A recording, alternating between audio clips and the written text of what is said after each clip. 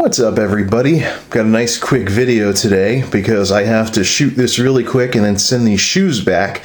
I'm here today to take a look and show you folks what are possibly the worst work shoes that I have ever ordered in my life. Now, one of the things about this job that I have, which is still pretty busy, so that's why you're not seeing too much from me, the overtime's finally starting to drop off a little, but we still got a lot going on, that's for sure, at night at this place. And one of the things about this place is that it requires steel-toed shoes. Now, the last place I was at didn't really require steel toes, maybe because the product was lighter or something like that.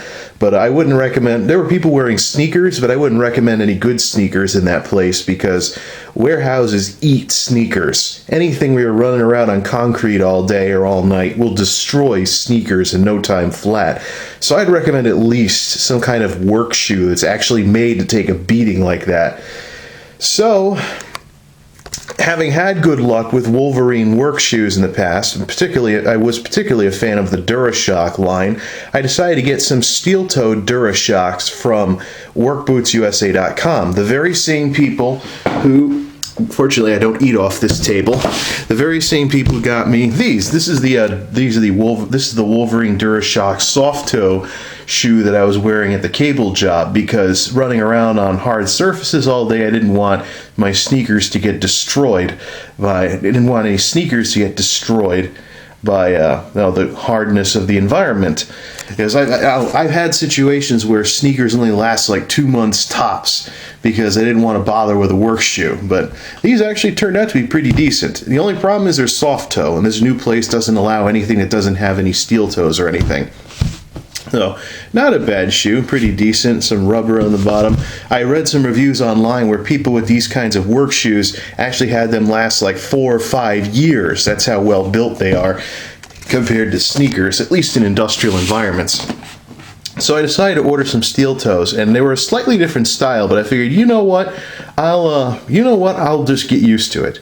The problem is, the quality of these shoes is so terrible that not only am I going to return them, because my $30 Walmart steel toes are better than these 100-something Wolverines. But I would recommend that WorkBootsUSA.com investigate their supply chain for counterfeit merchandise. That's how bad things are. That's how bad these are. The build quality is just totally abysmal. Let me just pull one of these suckers out here. Heavy son of a gun. Of course, it's steel toes, that's why.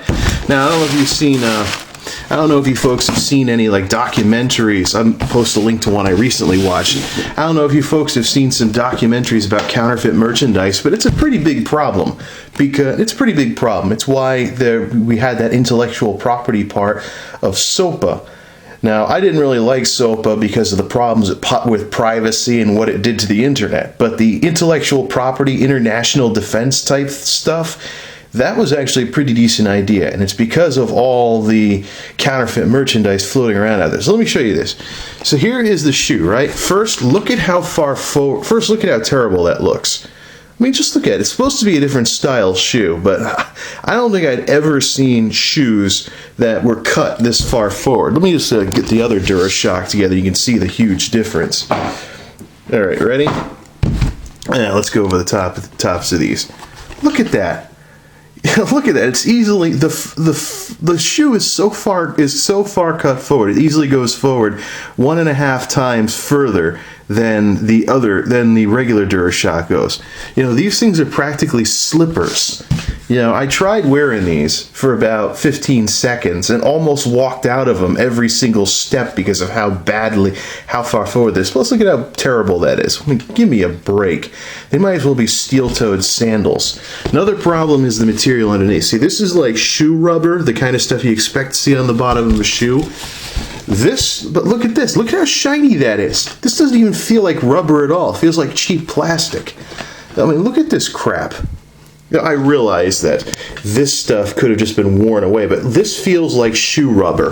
This feels like plastic. It's like Super Nintendo controller versus the Retro. Actually, this looks exactly like the cross key on the Retro Duo controller. That's how terrible it is. So, and it's greasy and stuff. I mean, what is this stuff? I mean, it just feels greasy and wet. It doesn't feel dry at all, like a real shoe. Yeah. I think I'm done with. Yeah. At least it's got a steel toe, and the steel toe is like steel-toed sandals. For comparison, here's one of the Walmart Brahma $30 shoes that I've been wearing while waiting for something better to come in the mail. Shoot, let me just turn around. Oop, dirt on the bottom of that one. Oh, no. I'm thinking the steel toe is a tad bigger on this one than it is on that one. But yeah, look at this. I mean, there's just no comparison. The build quality is just that abysmal. And again, of course, yuck. Yeah, it was kind of coming home in the morning dew doesn't really do much in terms of keeping the bottom of my shoes from being ugh.